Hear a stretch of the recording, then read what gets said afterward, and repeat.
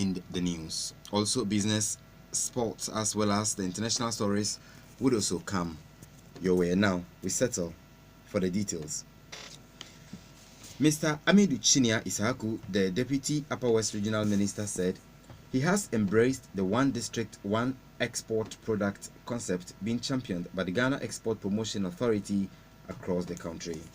He said the Upper West region had huge potentials that could be explored and harnessed by exporters such as shea nuts, groundnuts, soya beans, chili pepper, cotton, as well as handicrafts such as the Laura baskets, xylophones, and smokes, amongst others.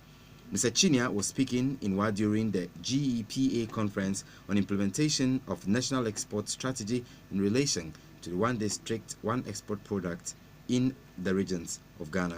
He described the program as timely and very essential to the region due to the lack of adequate knowledge in the export sector among many businessmen and women in the region. It is surprising that the Upper West region cannot boast of major exporters making any impact in the region, he said. Mr. Al-Hassan said he was convinced that the one district, one export product would complement the government's flagship policy of one district, one factory by providing raw materials to feed the factories. He, however, bemoaned the lack of value addition of exportable products in the country, saying that in the 21st century, the policy of value addition to products before exporting must seriously be pursued, as the country stood the chance of gaining a lot from value addition to products. Mr. Al-Hassan called on the 11 municipal and district chief executives in the region to give needed support to the GEPA One District, One Export Products program, and also create enabling environment for private sector to thrive in the districts. Madam Gifty Kanan, Chief Executive Officer of GEPA, in a speech read on her behalf, said the districts was the bedrock of their export drive, without which their export supply, the base, would continue to deteriorate. She noted, therefore, that their vision was to operate regional offices that will have district representatives who would see to the full implementation of the one district, one export product concept. She described the intent and purpose of the project as critical because it was premised on two development planks, including the dictates of the National Export Strategy and the policy of the government, which saw export as a key driver to economic growth and development. He said children in the country are social products that help in the onward development of the state, and everybody should play a part to see to the proper development of these young ones. He was speaking at a program on Radio Progress on the importance of the extended family system. He said, unlike today, where children belong to nuclear families, a child in the past was like a property of everyone, and education of the children was a collective responsibility. He said this helped instilling good moral values in children those days. It has lost, its diversity. It has lost its significance, in the eyes of many people. To the extent that even sometimes some people qualify, and auntie may have resources, but he wouldn't want to give to a sister's daughter, or would not want to give to a junior brother's son, or that kind of thing. It is happening these days, and sometimes you have very brilliant, folks out there whose education is truncated because of, lack of resources from the biological parents. You see, and I think that is not the best. Right. I think that is not the best. I think that is where we arrive in that. That was it for education. Then people would contribute. People will give their widow's mind to see that their child or daughter is able to do this or that. Yes. What is the situation today? What has come of us? Thank you very much. Let us still go back to then. How did they perceive education? I mean, not even education. The individual. Okay. You see, the individual, was seen as, even I could say, analyze it from this angle that be mental a dog what I did. I get the point. Be a dog what I did. You heard the voice of Professor D. Baga speaking there. What do you make of that statement he just said about children, taking care of children properly and being society's properties? Okay, well, and away from that story. Smuggling of subsidized chemical fertilizers and fuel booms across unapproved border routes of Gbalu in the Sisala West district of the Upper West region of Ghana. In recent count at Gbalu, the para-urban district capital of Sisala West, the fuel stations are 9 in number. But when recently Brit News quizzed the Member of Parliament about the staggering situation, he described the trend as daylight robbery and the vows to their decades-old canker. We must stand up against it, he stressed, and continued to chide how on earth our government subsidizing the 50 kilograms of fertilizer at 57%, we allow it to disappear, citing that some 4,700 bags of chemical fertilizer meant for farmers in the area had allegedly disappeared. Learn they do not sell Yara fertilizer anymore in Gbalu since it is a hot cake across the borders. He said the people should be educated out of the illegal activities by educating them to know that they are losing and causing their own woes by smuggling products subsidized for them by central government. When asked during an interview for this story at his office, the MP said, "I do not want to pick on owners of the numerous fuel stations unnecessarily, but there were unnecessary too many fuel stations along all roads of Gbalu. Are they there to sell fuel to Burkinabés?" he quizzed. The Ghana Health Service has expressed worry over the increasing number of child mortality in the country. At least 90 deaths are recorded daily in the health facilities and about 21,000 deaths annually across the country, the Ghana Health Service revealed. Speaking at the National Newborn Stakeholders Meeting in Accra, the Director General of the Ghana Health Service, Dr. Anthony Nsia Asari, said the government is committed to finding the interventions to reverse the trend. In Ghana, a newborn dies every 15 minutes. That is 90 deaths are recorded every day, and 21,000 of newborns die annually, Mr. Asari disclosed. He said the major causes of these are premature births, infections and complications during and after delivery. These indicators are not the best, and in fact, worse than some countries, African countries with lower GDP. He further attributed the phenomenon to lack of access to quality health, nutrition services in deprived areas, among others. Inadequate governance and quality control system inefficiencies hamper evitable and effective health service delivery, and also sustainability issue of the National Health Insurance Scheme, which is meant to support the poor and the vulnerable in society, he added. Government is bent on developing a new health strategy aimed at reducing the natal mortality for the present 29 per thousand in 2014 to 21 per thousand by the year 2020, he noted. Joining us on phone is the chairman of the Coalition of NGOs in Health in the Upper West region, Mr. Salifu Kanton. Good afternoon, Mr. Salifu, and welcome to Radio Progress Midday News. Good afternoon. Yeah, please, what do you make of the revelation by the Ghana Health Service 90 child mortality cases are recorded daily and 21,000 annually? Well, this is very sad. For the unit, we are talking about the newborn. And there are a lot of them that we are losing as high as 20,000 plus of them. Meaning that for each day, like the statistics have been shown, about 90 newborn children are not given the chance to live. Okay. And for me, that is sad. It is very much worrying. In fact, it is unfair. It is unacceptable. And I think that this particular revelation must be a wake-up call for all of us as a people to begin to think about new ways of doing things in order to give opportunity for these newborn children to also have a chance to live in this world. Yeah, Mr. Canton, when you talk of new ways, what do you think can be done to curtail the situation? Yes, like you have seen in that report or that publication, it is clear that all these 21,000 children, there are better ways through which we could have saved their lives. They don't deserve to die, but they have died. They don't deserve to end their lives at that very early stage. But they have died because as a country we have failed to protect them. We have our facilities that are not prepared to receive them.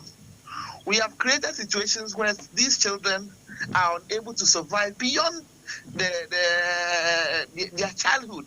And for me, that is the most worrying thing. For example, take the case of Upper West Region. If you go to the regional hospital, you find that the equipment and the facilities that are required to improve newborn care are effectively lacking. So these services, the lack of them, denies these children the opportunity to survive. So that is one of the key issues. The health facilities that we have are so poorly equipped that they are not able to provide the support services required for children to survive. So the bottom line is addressing the capacity issues. Do we have the equipment? Do we have the services? Do we have the quality control in our delivery rooms? Do we have all these services provided so that these children at least have a chance to live? For me, that is the bottom line. And when we talk about the equipment, the health facilities, the equipment, and the personnel, it's all boiled down to resources. Are we investing enough in our health care delivery services? Currently, as we speak, the health insurance is not paying service providers. So if you go to most of the facilities we have in the region and in the country, they are so poorly equipped that they are not able to provide the basic health care that is required to guarantee the survival of these children. So that is the bottom line. Well, Mr. It is an investment issue and we need to address it. Hold it there. Yes, but this happening at the time when government is, hauling in a lot of practitioners in the health industry, thinking that they are going to do something to promote health care delivery in the country. It is not about increasing number of personnel. I can tell you personnel have improved. If you employ people who don't have the equipment to work, how are they going to solve the problems? If you employ somebody to a health facility that do not have an oxygen facility that is supposed to be used to resuscitate a child that basically loses breath during delivery, there is the need for some equipment to be used to resuscitate that child so that the child doesn't die. If that equipment is not there and you have the personnel, what happens? If a mother who is supposed to be given certain medications that will improve the survival of the child in her womb, and that mother doesn't have access to those services, how would the presence of a high number of personnel address that problem? So the bottom line is the lack of investment issue. Okay. We have most of our facilities that are poorly equipped.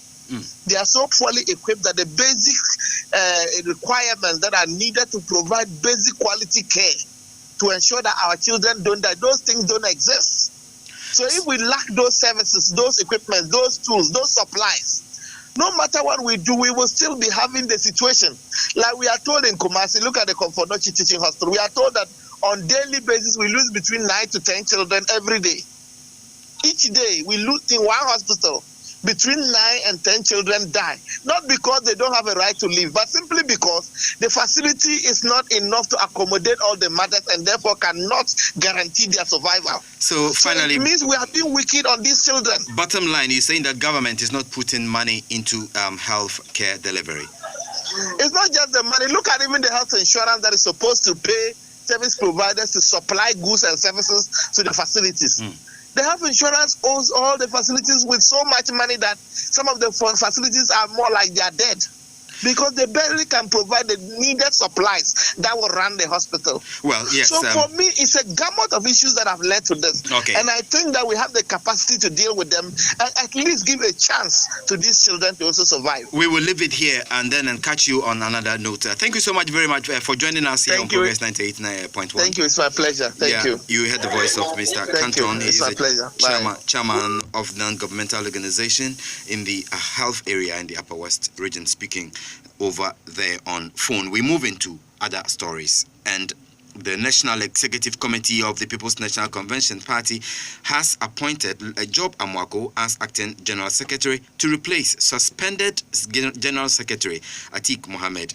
Mr. Mohammed was suspended indefinitely by the second highest decision-making body of the party after its meeting held on Saturday, 22nd July 2017, for criticizing the party's national leader and 2016 presidential candidate Dr. Edward Mahama for accepting an ambassadorial appointment conferred on him from the President Nana Akufo-Addo. The PNC, in a statement, said Mr. Mohammed does not have the mandate to henceforth represent the party in any capacity.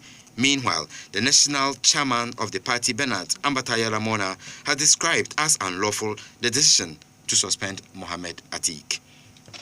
A downpour that lasted for about an hour within the Tamale metropolis on Tuesday led to severe flooding and caused the death of a teacher. Hajia Fati Bapuni lost her life when the flood swept her away in her vehicle, while unconfirmed reports also have it that a school child had also been killed. The floods also destroyed a number of property, and the most hit areas include Sakasaka, Gumani, Business Senior High School, Viting, Gurugu, and Fu. Mr. Salifu Said, the Northern Regional Minister, who visited some of the affected areas as well as the Tamale Teaching Hospital, appealed for help to immediately settle the displaced persons. He was accompanied by officials from National Disaster Management Organization and personnel from the Ghana National Fire Service. He said although government would assist the affected persons, there was a need for the private sector to support to alleviate the plight of the affected persons. He said the short period of rainfall and its attendant havoc meant that there were problems with planning as well as drainage system in the metropolis. Joining us on phone to tell us more about the situation is Star FM's correspondent in Tamale, Ilyasu Mohammed Tanku. Well, yes, we will get back to our earlier story where we were talking about the PNC's suspension of their secretary. Well, we'll have to get back to Bernard Mona, having challenges right here on our phone lines. But now we're moving to other stories. Miss Charlotte Osei, the chairperson of the Electoral Commission, has sued Maxwell Opoku Agyemang, the lawyer who signed the petition of some workers of the EC to the president. In a writ filed in an Accra High Court, Ms. Osei contended that the petition purportedly seeking for her impeachment was defamatory and it injured her hard-won reputations. She is therefore seeking damages for libel against the law for the publication on Facebook. She is also seeking an order to court directed at the lecturer of the Ghana School of Law to retract those publications and apologize. According to the EC boss, the publication was widely published on radio, television, and on social media platforms. On July 13 this year, Mr. Opoku Agyemang, purportedly acting on behalf of the group known as Concerned Staff of EC, forwarded a petition to the president for the initiation of the processes for the removal of Ms. Osei under Article 14.3 of the 1992 Constitution. The petition, among others, accused the EC boss for compromising the independence and neutrality of the commission by arranging for an official vehicle from the office of the president in 2015, and also for holding on to her office as a board member and the Ghana Reinsurance Company on becoming the EC boss. They also accused her of making decisions without recourse to the commission.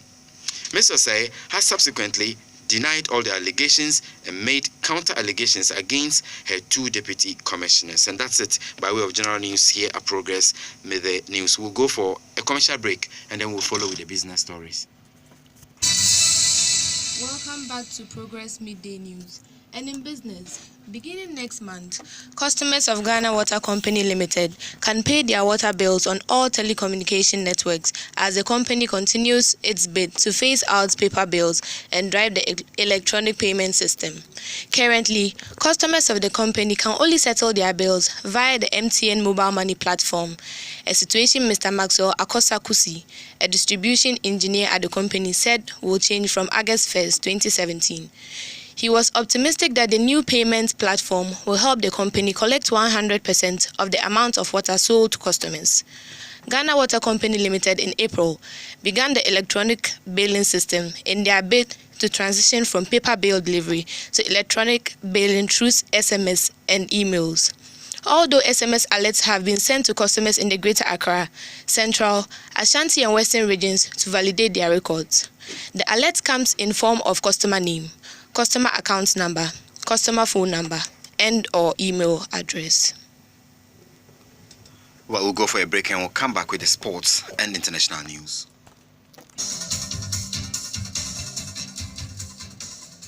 Thank you so much for staying there. You're still live on Progress with the news. And now in sports, the Ghana Premier League has been placed on a month-long break to pave way for international assignments and other outstanding matches of the league. The break is to allow the local Black Stars to embark on a week-long residential camping for the qualifiers of Championship of African Nations against Burkina Faso. It would also pave way for the quarterfinals of the MTN FA Cup this weekend. It said the league will return temporarily on August 26th to August 30th, after which it will take a month break in September to enable the Black Stars Team B to prepare for the West Africa Football Union WAFU competition. The statement said all outstanding matches will be cleared within the month-long break, with Kumasi Ashanti Kotoko playing Hearts of Folk on August 6th in an outstanding league match. It said the outstanding league game between Ashanti Gold and West African Football Academy on July 30, whilst WAFA will play Kotoko on August the 23rd.